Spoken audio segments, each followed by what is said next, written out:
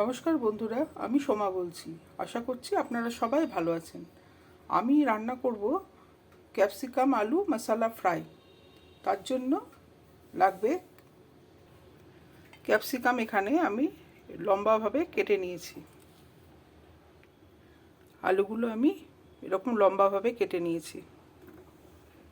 ফোড়নের জন্য লাগবে কারি পাতা, জিরে, সর্ষে, হিং, আর লাগবে আদা কুচি। আমি এখানে একটা মশলা ড্রাই রোস্ট করে মিক্সিতে গুঁড়ো করে নিয়েছি। বাদাম, গোটা ধনে, গোটা জিরে, মৌরি, গোলমরিচ, শুকনো লঙ্কা, তিল, নারকেলকে আমি ড্রাই রোস্ট করে আমি ওটাকে গুঁড়ো করে নিয়েছি। এই মশলাটা লাগবে। আর লাগবে কিছু ধনে পাতা আর লেবু।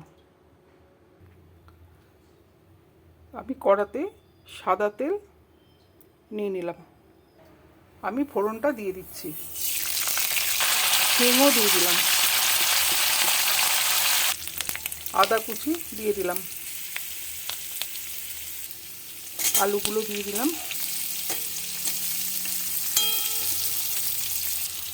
লবণ দিলাম। হলুদ দিয়ে দিলাম। নেড়ে আমি একটু ঢাকনা দিয়ে আলুটাকে একটুখানি সেদ্ধ করতে সময় দেব।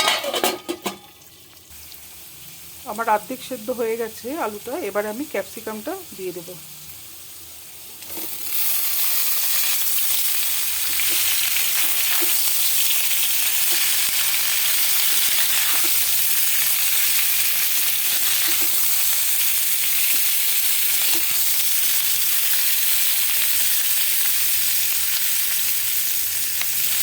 আলুর সাথে ক্যাপসিকামটাকে আমি একটু ভেজে নেব।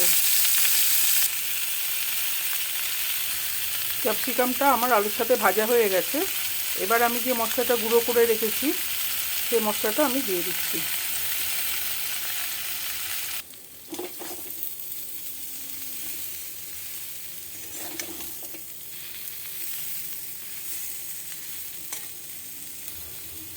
এক চামচ মতো বেসন দিয়ে দিচ্ছি।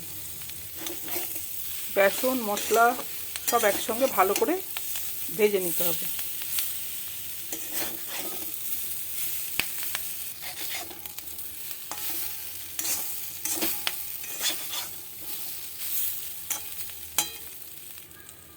এবার লেবুর রস দিয়ে দিলাম।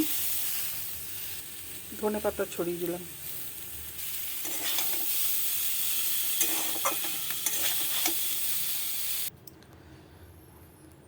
আমার তৈরি হয়ে গেল ক্যাপসিকাম আলু মশলা ফ্রাই।